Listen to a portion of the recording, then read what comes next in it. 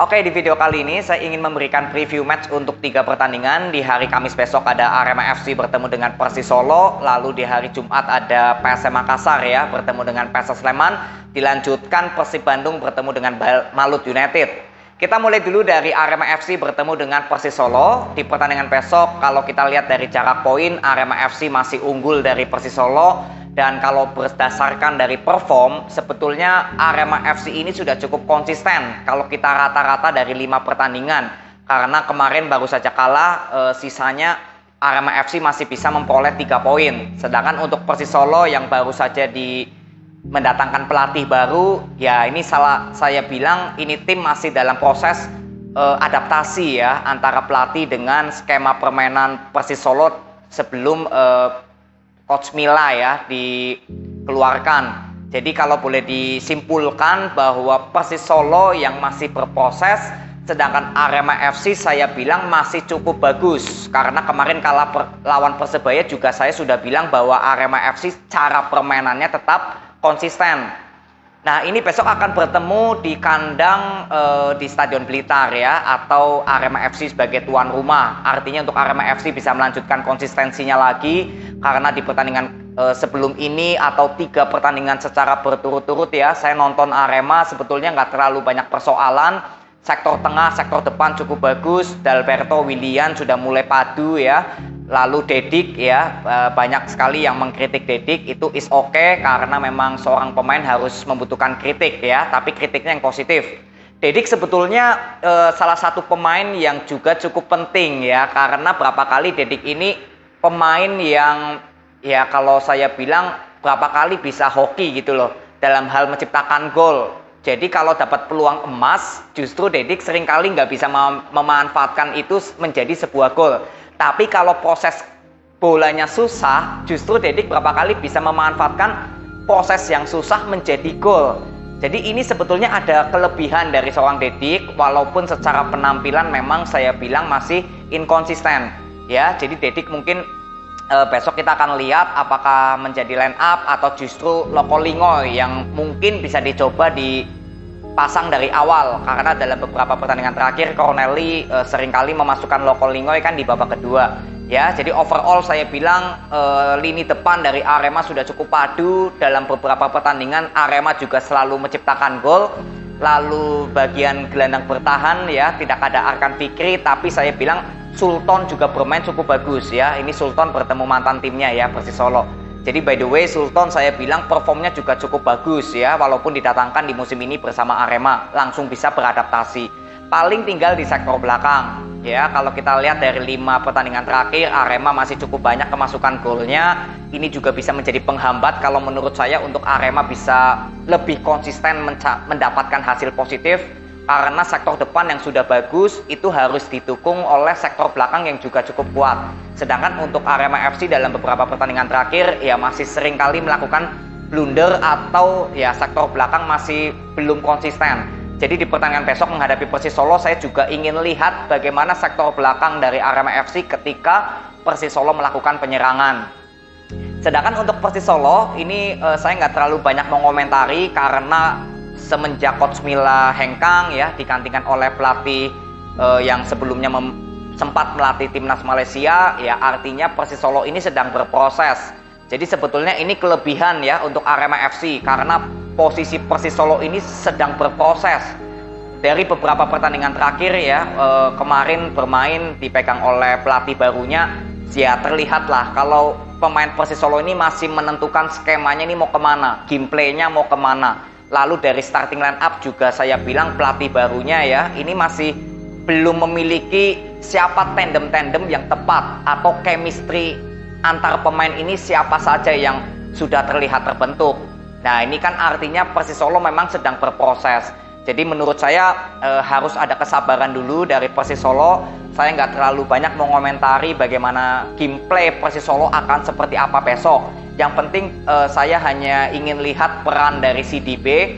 Berapa kali ya menurut saya CDB menjadi seseorang yang ya seringkali kerja baku sendiri.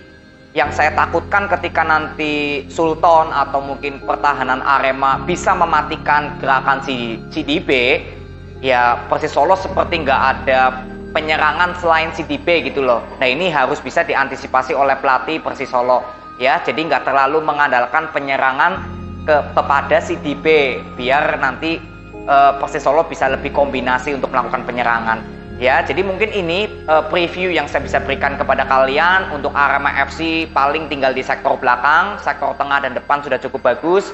Sedangkan untuk Persis Solo saya nggak terlalu banyak mengomentari ya, karena ini tim sedang berproses.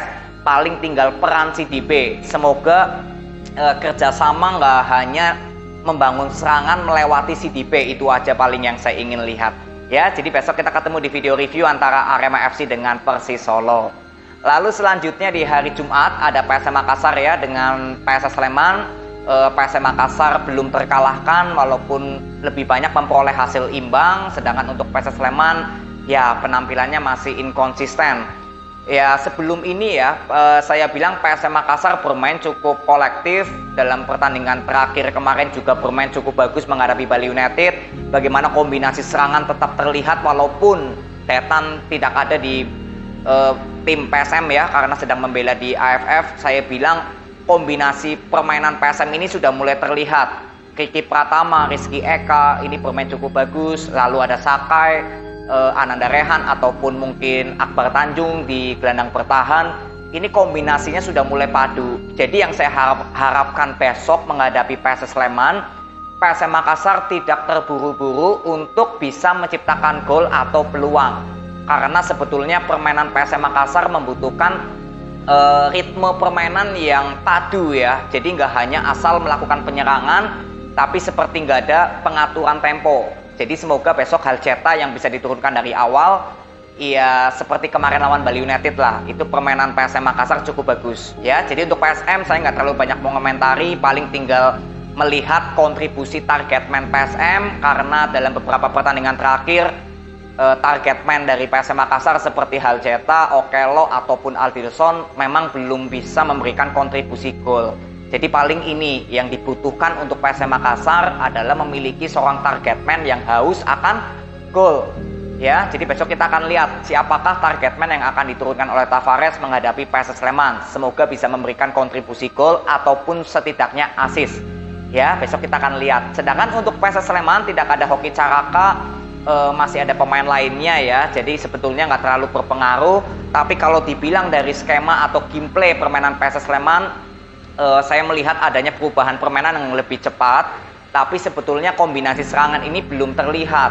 Jadi ya ini kembali lagi ke kualitas pemain kalau saya bilang dari PSS Sleman ya. Sedangkan besok harus bertandang ke Stadion Patakan menghadapi PSM. Saya berharap pemain PSS Sleman bisa lebih sabar juga, lebih banyak melakukan kombinasi serangan, karena kita tahu PSM Makassar sangat kuat di sektor tengah dan juga belakang.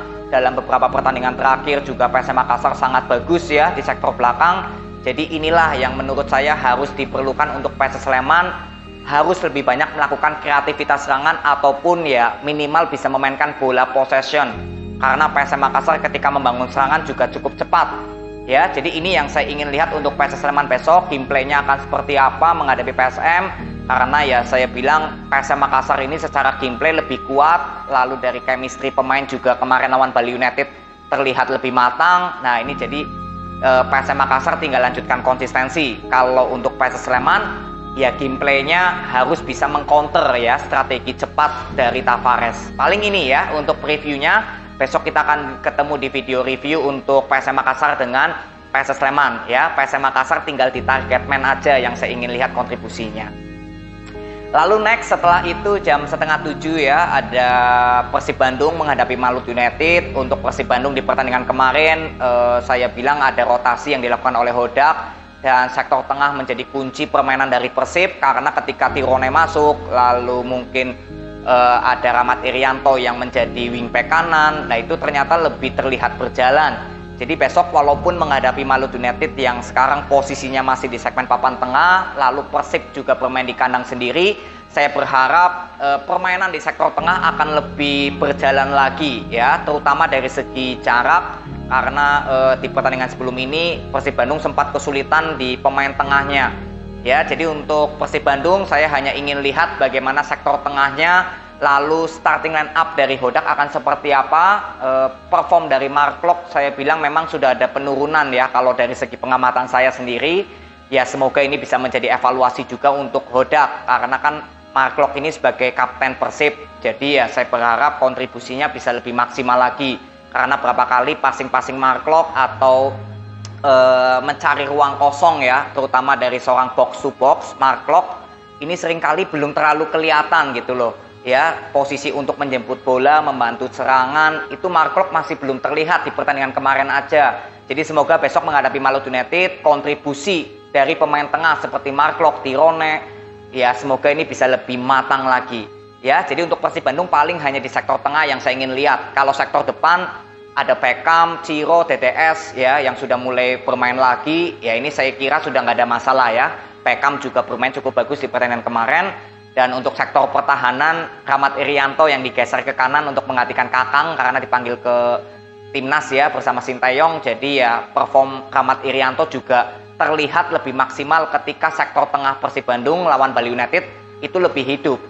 Ya, jadi besok kita akan lihat bagaimana sektor tengah dari Persib Bandung dan kita akan bahas di video reviewnya. Sedangkan untuk Maluku United, permainan cepat menjadi salah satu strategi dari pelatih Malut dan saya berharap gak hanya mengandalkan individu pemain ya, karena dalam beberapa pertandingan terakhir saya melihat bahwa Maluku United lebih mengandalkan ke individu pemain tanpa ada kombinasi serangan. Karena memang kalau kita lihat pemain Maluku United ini sayap-sayap ini cepat-cepat semua, sama seperti Persib Bandung juga cepat. Tapi ya saya bilang gak bisa hanya mengandalkan individu seorang pemain. Jadi kombinasi serangan ini saya juga ingin lihat untuk Maluku United di pertandingan besok. Karena sektor tengah Persib Bandung juga saya bilang juga cukup baik ya dengan pertahanan. Nick Kuipers juga ya permainannya masih lebih konsisten lah gitu ya. Bukan berarti jelek, bukan berarti bagus banget. Tapi saya kira Nick Kuipers konsisten aja. Jadi inilah yang diperlukan untuk Maluku United saya kira untuk bisa melakukan penyerangan terhadap pertahanan Persib, yaitu melewati kombinasi serangan. Jadi nggak terlalu mengandalkan sektor sayap, individu pemain, ya skill individu gitu loh. Nah ini semoga nggak banyak terlihat di pertandingan besok. Ya, jadi nanti kita ketemu di video review aja untuk Persib Bandung di sektor tengah yang saya ingin lihat. Lalu dari line up-nya seperti apa ya di sektor tengah. Semoga Tirone bisa bermain dari awal kalau nggak ada hambatan atau cedera. Sedangkan untuk Maluku United saya ingin lihat kombinasi serangan di sektor tengah akan seperti apa. Lalu apakah masih banyak melakukan penyerangan melalui skill individu para pemainnya. Ya paling ini yang saya ingin lihat untuk Maluku United. Jadi besok ya kita akan ketemu di video review untuk membahas jalannya pertandingan antara Persib Bandung dengan Maluku United. Semoga bermanfaat video preview ini. Terima kasih. See you.